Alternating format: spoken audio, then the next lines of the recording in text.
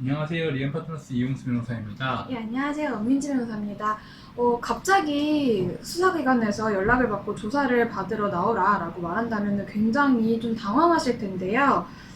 네, 대부분의 일반인 분들은 경찰서, 검찰청 이런 곳에 실제 한 번도 가보지도 않은 분들이 많으실 겁니다. 근데 어느 날 갑자기 경찰서에서 연락이 와서 몇 월 며칠 출석하셔서 조사 받으셔야 한다 이렇게 통지를 받게 되면 순간 크게 당황하시고 또 어떻게 대응해야 될지 갈피를 잡지 못하시는 경우가 많은 것 같습니다. 오늘은 이렇게 수사기관에서 조사를 받게 되었을 때 대응 방법에 대해 안내 드리도록 하겠습니다. 변호사님, 네. 수사기관에서는 어떤 경우에 전화해서 조사를 받으러 나오라고 하는 건가요?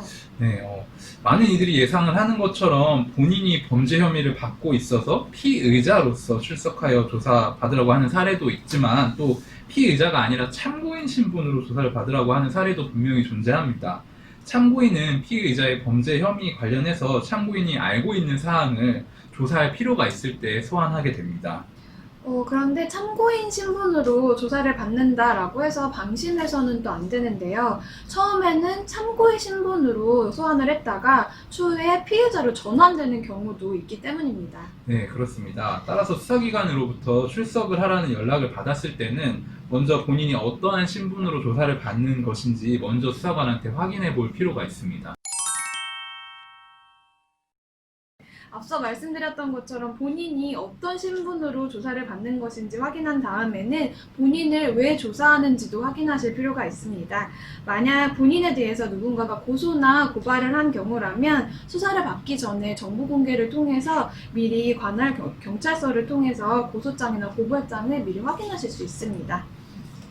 네, 변호사님. 그러면 고소장, 고발장, 그리고 수사관의 진술 등을 통해서 본인을 왜 조사하는 것인지를 확인하기 위해서는 시간을 확보하는 것이 필요할 것 같은데, 따라서 수사관과 수사 일정에 대해서 조율하는 것도 필요하겠네요. 네, 맞아요. 그 고소장이나 고발장에 대해서 정보 공개 청구를 하게 되면 최장 열흘까지 요거를 받아보는데 시간이 좀 걸리게 되는데요. 그렇기 때문에 이 기간 정도는 수사관하고 적절히 협의를 해서 수사 일정을 사전에 조율할 필요가 있습니다.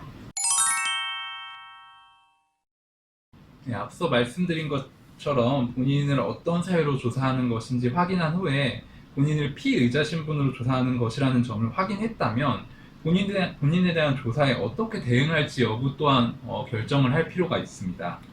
네, 만약에 혐의가 인정될 수밖에 없는 상황이라고 하면 자백을 미리 하실 필요도 있고요. 사실과 다르게 오해 등으로 인해서 혐의를 받게 됐다면 부인을 하되 자신의 무혐의 사실을 입증할 증거들을 사전에 미리 충분하게 준비하실 필요가 있습니다.